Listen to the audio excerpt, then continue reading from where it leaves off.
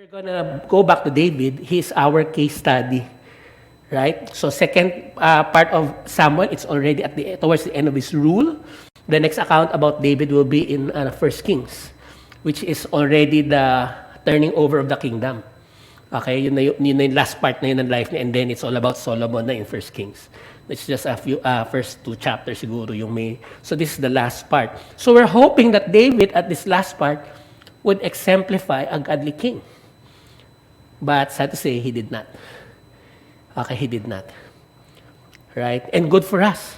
Because also, we cannot exemplify perfection in our life, but we hope we could always be more and more like Christ each and every season of life.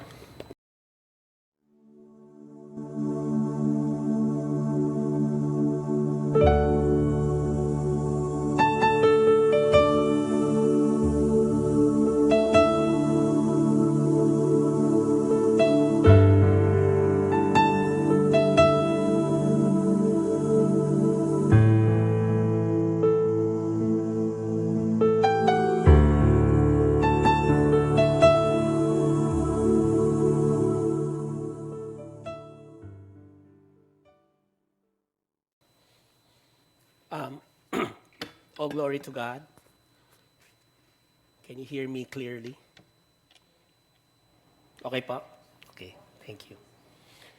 So, this is the last of our Crucible series. And through this series, we have been studying David and lessons from his life. And so this is the last one. And apparently, it's the last chapter of 2 Samuel as well. Okay, and the topic is entitlement versus sacrifice. And this is a hard topic to talk about because as human beings, it's easy to identify people who we think are entitled. Now, we can easily identify, this person is entitled, this kid is entitled, this leader is entitled, this office worker is entitled. But it's very hard to see it from ourselves that we are being cultured to become entitled people in our generation, right? Mahirap po nating makita na we are also easily, bringing up an attitude of entitlement, whether it's in our personal life or ministry. And so may the Lord help us to see ourselves how He sees us today so that we might move out of this, heart situation. No? Parang pag Pilipino, I can demand all that I can demand because I pay taxes. No, does it mean if we give our tithes, then we can demand our church and pastors to do things for us? No, attitude kasi po yan no? So entitlement. Now, I don't know if you have met someone who really is a very entitled person in their attitude. No, they force their ideas on you, do not listen to you, and then they just want you to do things for them. It's like you owe them. No, an attitude of entitlement is when you think the world owes you to give you what you need and what you want. Right? And so people in the service industry, this is a daily experience for them. Teller ng bangko, call center, right? They will always face people who will demand things from them. Okay, who will scold them, ridicule them, insult them. It's part of the job. So if they are a faint of heart, they will not last long in this kind of job. Because it's like you did something wrong when you are just servicing the person, right? It's not like they did it intentionally to you, but that's the life that they have. If you're in the service industry, sometimes in ministry, it's the same thing. No, you get more complaints than thanks when you are doing volunteer service. And so we just have to remind ourselves not to be entitled people because that's a human tendency. Not to think that, my needs, my rights, they have to be respected. But that's not what church must look like. I remember the big issue between the Chinese Federation. They wanted to help during the pandemic, so they ordered 5,000 vials of vaccines from China, inabunuhan nila, and they started to contact the Chinese community, alumni association, mga family association, to start, selling vaccines so that they can give it out easily. But there was a mishap. No? They were able to sell out all the vaccine, but the government blocked the vaccines from coming in. Why? Because they don't want to be last. Okay? So, nag-roll out na po yung vaccine sa government, sa Department of Health, nag-roll out na sa mga public health centers, but the vaccines of the Federation were held. Okay? So, you know what? People started to complain and become angry. Okay? People started to call, scold, shout, curse that the Federation tricked them their money because the vaccines are delayed for several months from being released. Pero hindi po nila mali yun. They were just doing a public service. Pero when problems come, people started to complain and blame. Never say, thank you for trying your best. So that's how it is in life. It's, a sad situation. So if you have been treated in that manner when you are, being attacked or complained about, or you're receiving the complaints of someone to do this and that, it does not feel nice. But sometimes we're on the other end. We're the ones who are trying to be difficult and hard to please. Okay? And it can be sometimes become ugly and hurting. No? So that's what we want to avoid. No? If you're familiar with okay, tapos na to. If you're familiar, there's a book called Cat and Dog Theology. Alam niyo ba yan? No, an author wrote this book to explain the spirituality of Christians. Sometimes we are like cats, no? And sometimes we are like dogs in the execution of our faith. Pag cat kasi, they are the center of the world. No? Give me attention, feed me, take care of me. No, they do not pay attention to their master. The master has to pay them the attention. And if you are a cat theology person, you think that God has to do things for you, and so does everybody else in the world. No, you're the center. Pag dog naman, usually you're the one who tries to please your master. Diba? When you come home, the dog wags his tail and barks and excitedly wants to do things to help the master and please the master. And so that's the kind of attitude sometimes people bear. And what kind of faith do we show others? Is it a cat kind of attitude or a dog? Okay? So if we have a spirit of entitlement, it means that we start to think that we deserve everything we have and that the world owes us what we deserve. And we have to get what we deserve at all cost. Now, if we have that kind of attitude in our treatment of others, usually it's very hurting, insulting, demoralizing. Right? And we become a stumbling block, okay, in our attempt to win others to Christ. And we remember Jesus is an epitome of meekness and majesty. Son of God who came to seek and save the lost, to serve and not to be served. Right? Imagine Jesus washing the disciples' feet. Imagine him, attending to the needs of the sick and the crowd. He was a person who came to be of service and not to be served. And so he's demanding his disciples to be likewise.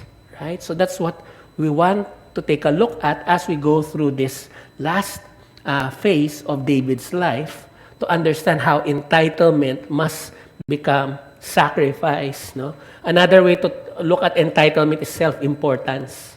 You think you are better than everyone else. Sacrifice, probably better, is self-sacrifice, the willingness, to let go of your rights for the sake of others or for the sake of God. So today, we're going to go back to David. He's our case study. Right? So second part of Samuel, it's already towards the end of his rule. The next account about David will be in 1 Kings, which is already the turning over of the kingdom.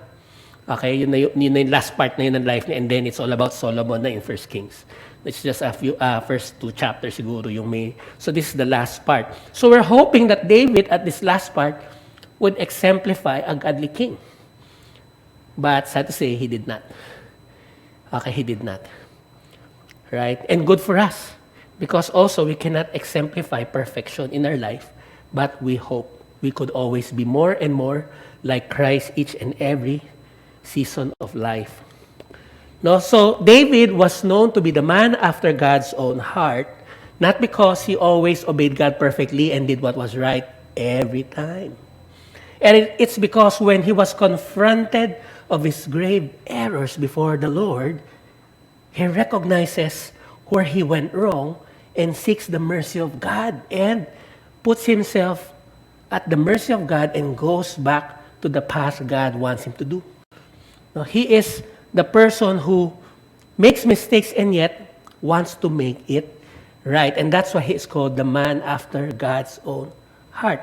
No, and some of his failures include adultery with Bathsheba, where he murdered Uriah, one of the 30 mighty men. Right? When he was confronted of his sin, he repented. He wore sackcloth and ashes mourning because the warning came that their child will die, and their child indeed died. Right? And so that time, we see the true repentant heart of David. And another big deal of the many mishaps that David did was the situation of Amnon, raping his own sister Tamar. David did not do anything about it. No, he let it be. And so end up, Absalom, another son, kills Amnon.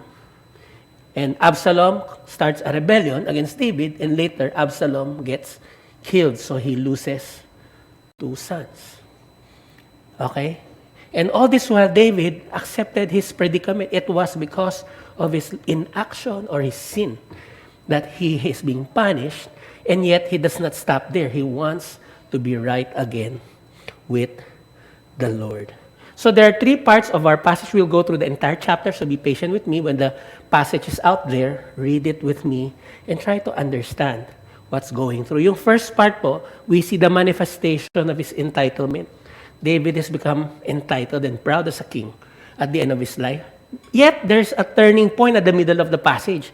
He starts to have a change of heart and admit his fault. And later on, makita natin, it shows in his remaining responses. So that's why 3 parts. So let's go to the first part. The manifestation of David's entitlement. Now, probably, it's towards the end of his rule. You see the man kissing his own face, right? He loves himself. Yeah? He had many good things happening in his life. He has great wealth. He has wives, children. No, not that God condones polygamy, right? But it's the being narrated as it is. He had many wives and many children. He had many warriors. He has 30 mighty men and a big army.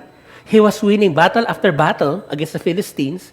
He was sitting comfortably in his kingdom.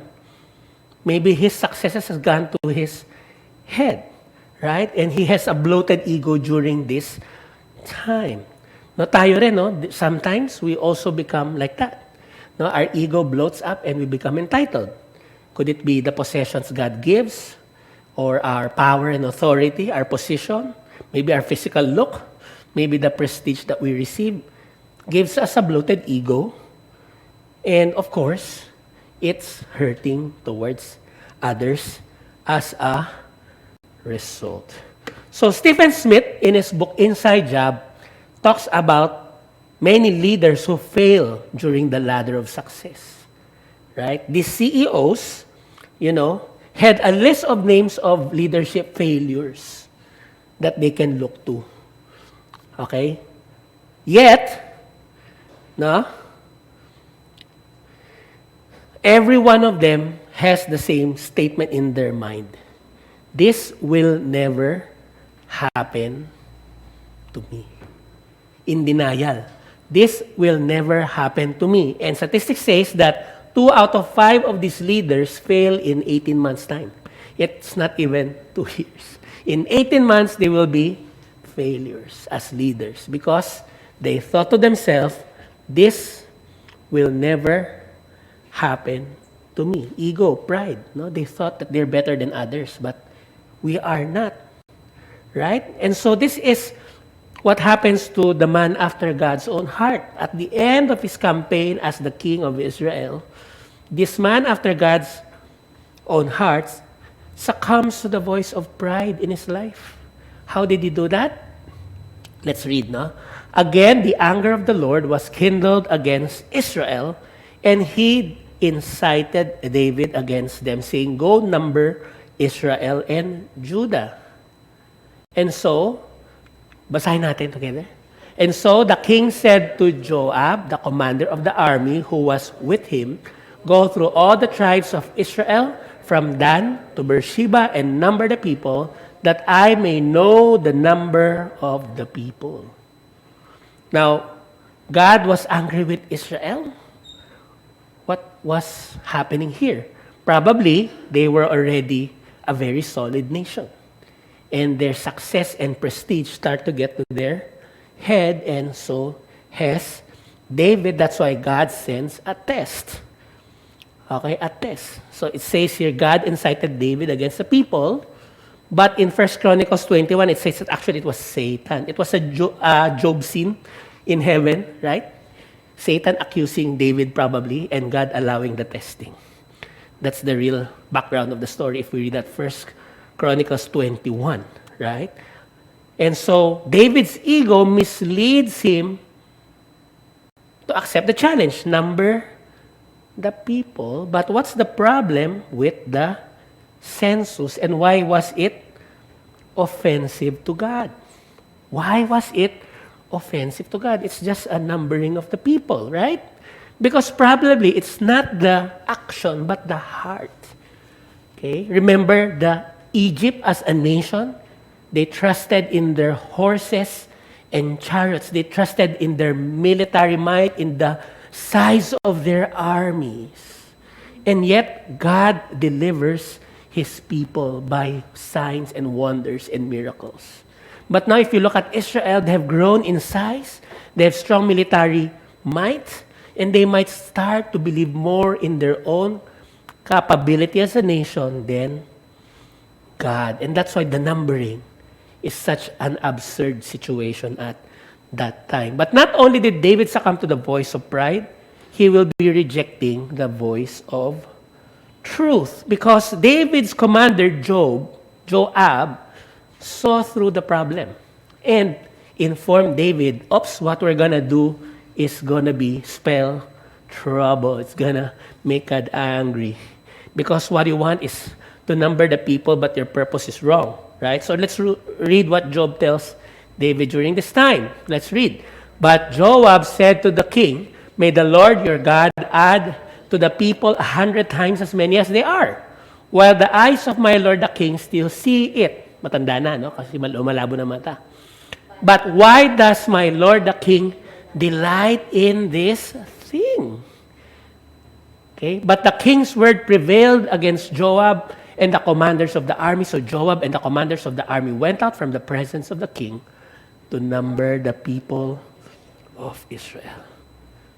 Joab saw through what David wanted to do. No? From being a nation blessed by God, his action will be now thinking of their ability as humans, right? The strength of man. David wants to stroke his ego that at the end of his political career, he is so successful. Israel has grown so huge and wealthy. Yeah, but it will cost Israel, right? Not only him by doing that, because God will pour out his wrath toward the nation, not only David, but David didn't, listen. His ego was so bloated, he has no place to listen to people's advice or reminder. And so he gets his way. Joab and the commanders had to go and do the counting, the census. And the third is we see his entitlement because he overlooked its impact on others, especially the people of Israel. Right? He was like a king of the nations. He's the Lord of the people, not the protector and the one who cared for his people, like sheep, as a shepherd. And we see this happening. And so Joab and his men says here, they cross, ito nakakapagod basahin. Pero isipin nyo na lang na nilakad nyo, hindi nyo lang binasa. Okay, kasi we're gonna read these places, but they walk through these places. And you see how long. They crossed the Jordan and began from Aroer, and the city that was in the middle of the valley, toward Gad, and on to Jazer. And then they came to Gilead, to Kadesh in the land of the Hittites. They came to Dan, and from Dan, they went around to Sidon. Okay, hindi pa tapos. And they came to the fortress of Tyre and to all the cities of the Hivites and the Canaanites, and they went out to Negeb at Judah and Beersheba. So they had gone through all the land, and they came to Jerusalem at the end of, how long? 9 months and 20 days just to come up with the number. Right? It was his commander and all the army leaders who had to go and do the counting. It took them so long. Right? 9 months and 20 days traveling around the entire region, and they counted 1.3 million fighting men. A lot. It's big. No? But he needed to waste the energy of others, their time, the army's resources, all to stroke his ego. That he is now a great king, and he is the leader of a great nation. And that angered the Lord even more. Sometimes we need a heart check. No, because sometimes talaga, okay? Sorry, hindi ko pala na forward ito, no? Sana ba to? Oops, sorry kasi, okay, back. Sorry lang, teka lang. Sensya na po. Okay. Okay. Nawala yung... Okay, wait lang po. And Joab gave them the sum of the numbering of the people to the king. And they were 800 from valiant men who drew the sword and 500 men of Judah. So 1.3 million. So he overlooked the impact of wasting people's time and lives because he wanted a number. Okay? So we ask ourselves, how is our attitude as we serve God? No? As we give our best and our all, do we come to a point where we think, and we start hating or, becoming bitter towards God and others because we've done it all for everyone and nobody appreciates us? We have to check our heart if that's the attitude, because that is not an attitude that pleases God. Now, I remember in 2009, I went through severe burnout from ministry. Because I thought I did so much things for God, and I deserve to be acknowledged, recognized, and everyone is at fault. I'm becoming difficult, angry at God, angry at the ministry. And my plans didn't fall through. But it is also during this time God needed to humble me, slap me in the face, parang gano'n, that this is not mine. It is God's work. It is not mine. Right? And I have nothing to brag because God gave me privilege to serve. It's a privilege to serve.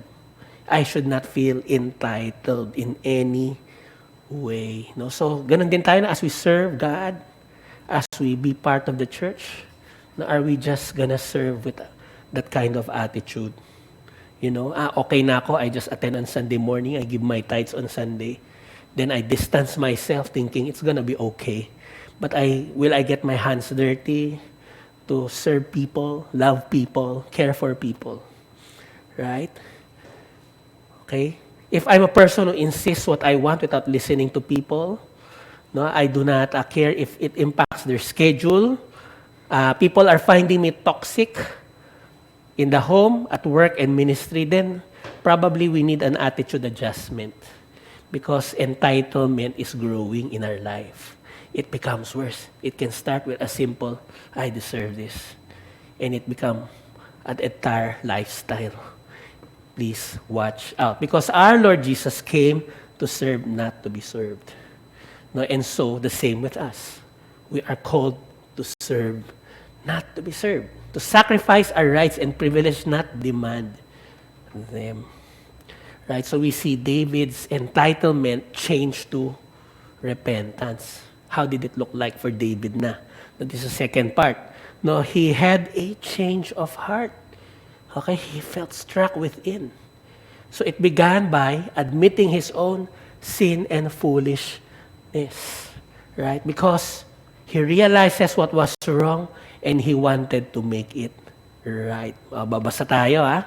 Basa lang with understanding. Verse 10. But David's heart struck him after he had numbered the people. Nakonsensya siya. And David said to the Lord, I have greatly sinned in what I have done.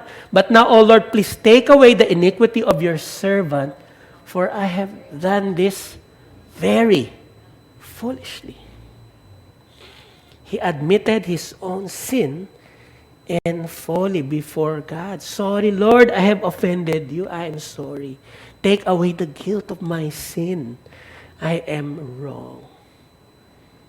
You know, I remember someone talking about why we are called to be living sacrifice in Romans chapter 12. Sabi niya kasi living sacrifices have a tendency to do one thing, is to escape from the altar time and time again. Right? But what we need to know is to intentionally get back on track and continue our commitments to God even when there are times we have the tendency to run away. Okay, and that's what happens to David. He had many mishaps, right? Because of his nature, no, or his struggle at that time. Pero it was nothing that will stop him from returning to the Lord. No? So it's not too late for you and me at any point of our life. Meron lang talagang ups, meron down. Right? And hopefully lang, we know how to get back to the Lord. Okay? Second, he submitted himself before the mercy of God. When the punishment was proclaimed to David, he willingly accepted it. Diba? Tayo gusto lang natin, Lord, accept me from the consequences. But for David, I accept the consequences of my sin. That's amazing. But merong dugtong, because I have a merciful God. A merciful God. Ito, basahin natin what happened. In verse 11, it says, David arose in the morning, and the word of the Lord came to the prophet Gad, David's seer, saying, Go and say to David, Thus says the Lord, 3 things I offer you, choose one of them that I might do it to you. Hindi ang punishment. And God came to David and told him and said to him, Pili ka, shall 3 years of famine come to you in your land? Or you will flee 3 months before your foes while they pursue you? Or shall there be 3 days of pestilence in your land? Now consider and decide what answer I shall return to him who sent me. Choose one. Right? 3 years of famine, 3 months of being pursued, or 3 days of pestilence. Okay? So let's see what David says. And David said to God, I am in great distress. Right? He was really sorry, in sorrow. Let us fall into the hand of the Lord, for his mercy is great. But let me not fall into the hand of man. Let me not fall into the hand of man. He knew that he was at the mercy of God, but also God was a God of mercy. No? It was not human, no? But God. Right? And this realization was always with David, because when his enemies pursued him, he knew they can only take his life if God allows it. So he knew God was his protector, but God, when he institutes punishment, he will also deliver it with great mercy. So he remembers to submit himself to God and also to acknowledge the character of God. Accept it as it comes. So as a result, right, he was not afraid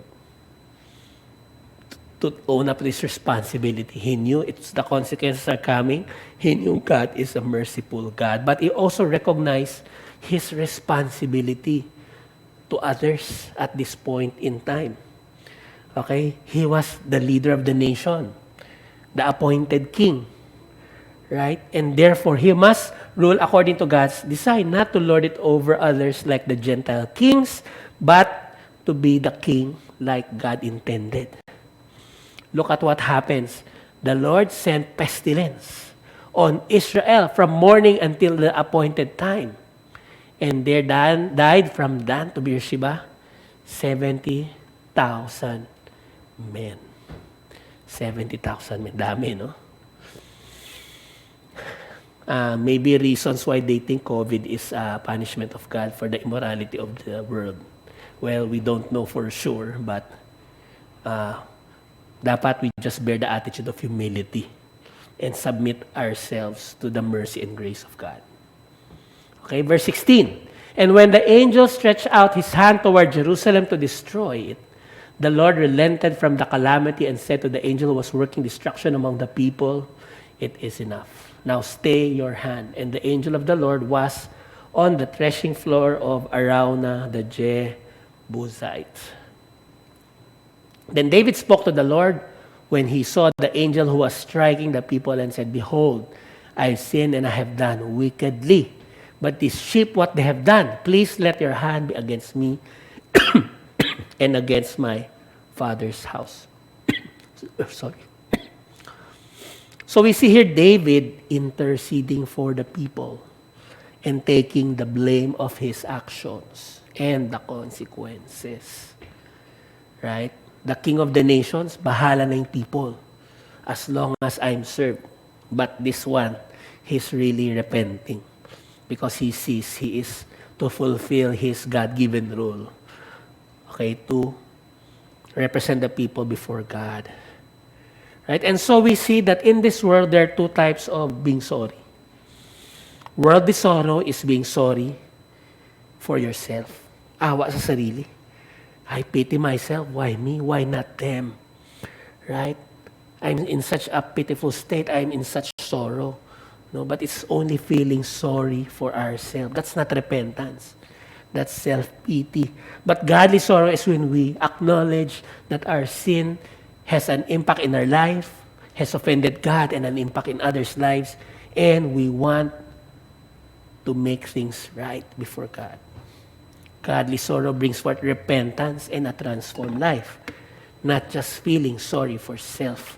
And so we come to ask, what kind of sorrow do we bring to the table when we come before God and acknowledge our wrong?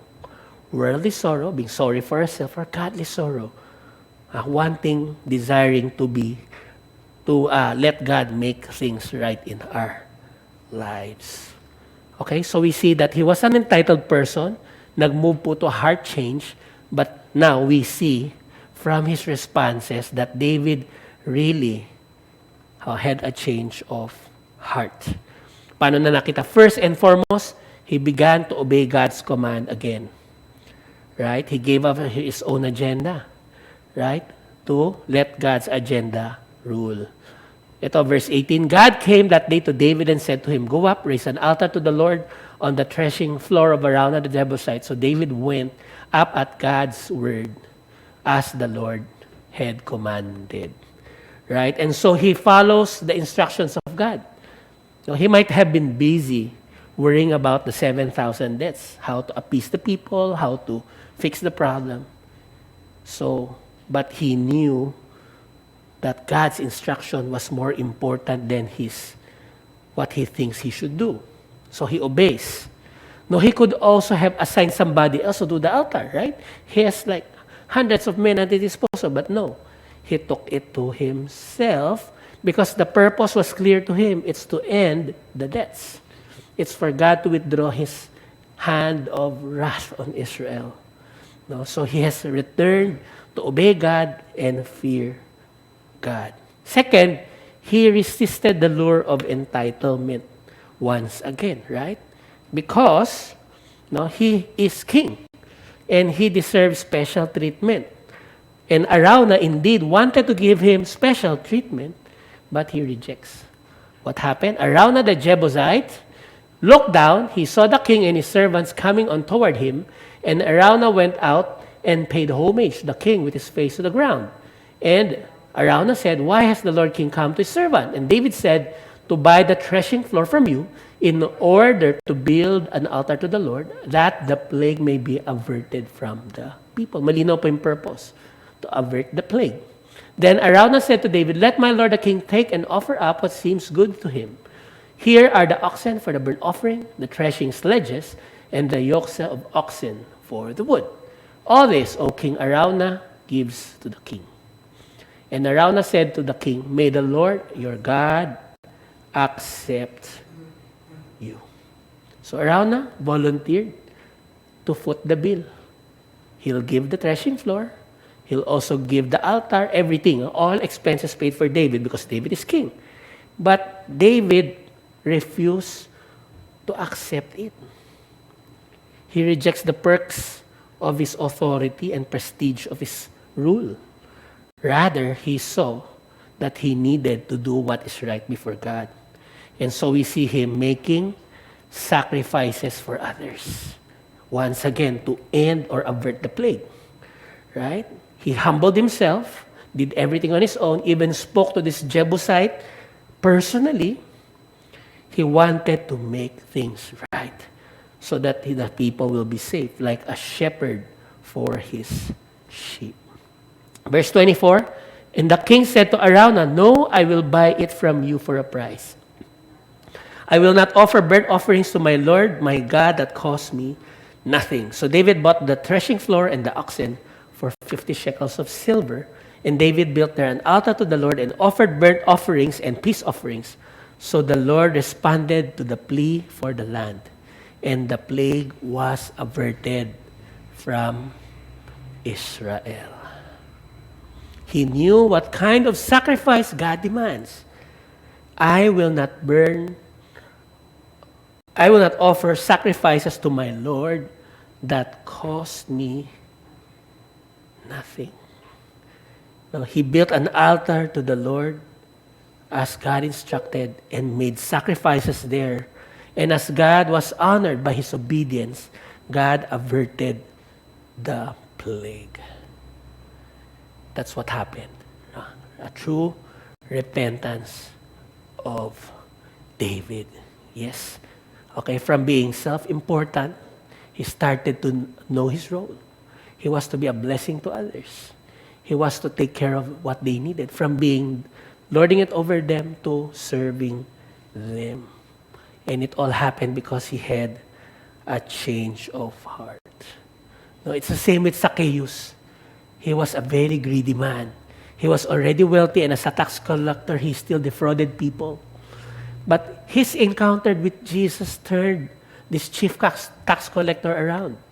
And how do we know that? He gave half of his possessions to the poor. Second, those he defrauded, he will pay them back 4 times. Right? In other words, whatever he got from his greed, he's giving it all away at a cost. At a cost. Right? It cost him. But that's exactly what happens when we have an encounter with Christ.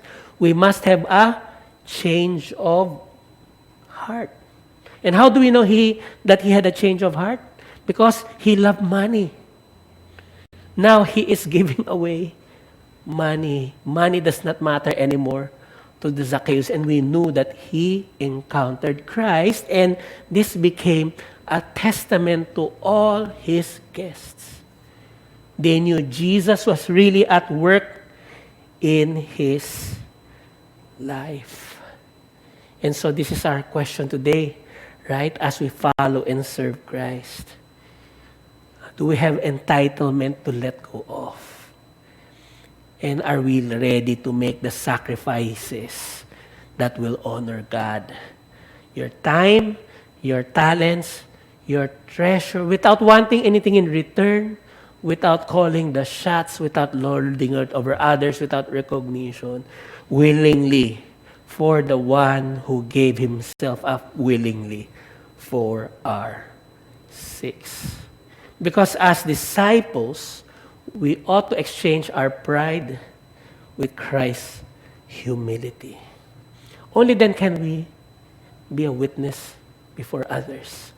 This person really exemplifies the attitude of Christ, who being himself God, did not count it being equal with God something to be grasped, but emptied himself and became in the nature of a servant.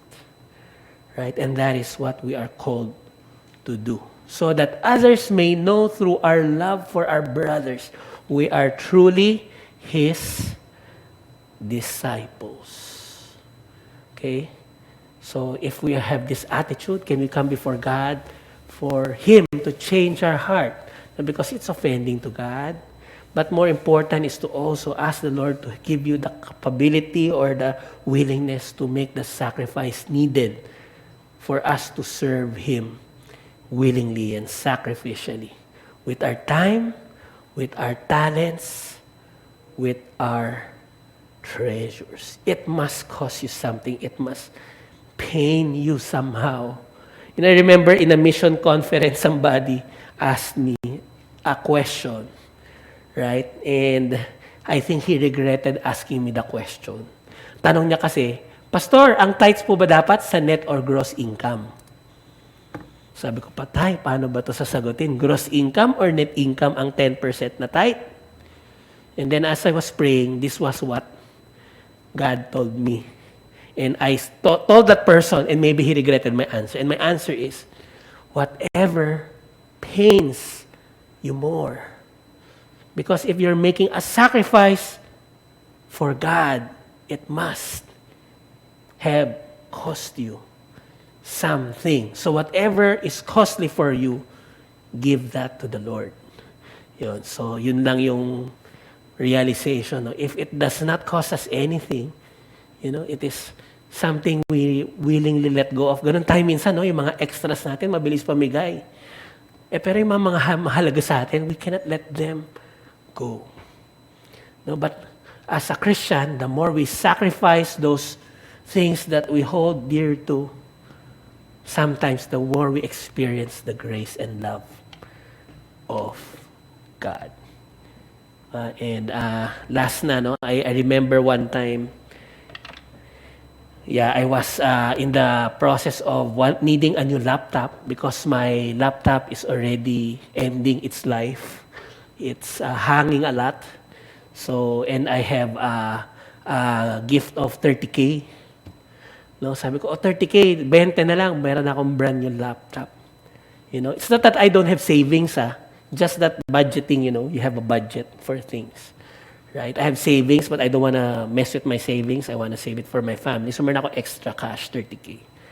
Pero kasi meron talaga, nangusap talaga sa akin si God na this person has a need. Okay? And so, you know what happened, diba? So, laptop or the person's need. Nangusap po yung Lord sa akin, binigay ko po yung money and said, Lord, this money I'm keeping for myself, mas kailangan niya. So, I think the laptop can wait. And so I honored God. Pero the strange part is, after 2 weeks, I received a brand new laptop from I don't know who. Although na-booking later, okay, many months after, ito pala yung person na nagbigay ng laptop computer that I needed, I realized that I need not hold on to the things of the world because God takes care of His own. I just need to really have a right heart before God. Now, I'm not saying that when you sacrifice something, God will give you more. Depends on the Lord. But we make sacrifices to the Lord in proportion to the faith He has given us. And He rewards faith in different ways. Not necessarily the same as meeting something that I needed, but God is faithful and He is trustworthy. So David had to remove his trust in his physical strength and ability as the king in the nation and realize all he needed in this life was God. And may this also be a challenge for us as we serve Him and as we grow in Him and as we love our church. Let's pray. Gracious and loving God, as we close this Crucible series, we pray that the lessons we learned through these 7 weeks will not only impact our heart, but really impact our lives to the point that it will trickle to the lives of others around us, so that, Lord, lives will be transformed. Lives will be committed to you. People will be drawn to you. That we will become, as you call, the salt and light in this world. Instead of stumbling blocks, we become stepping stones for people to know who Jesus is in the way we live, in the way we treat others, in our words, in our attitude, in our actions. That, Lord, no prideful thought, word, or action will come out of us, but instead, always, the reflection of Jesus, your love, your humility, and your mercy. So, Lord, if brothers and sisters here struggle in their heart about certain things, Lord, help us, O God, to submit them to you and know that you are the one who will take care of us. May you be praised in our hearts today. In Jesus' name we pray. Amen.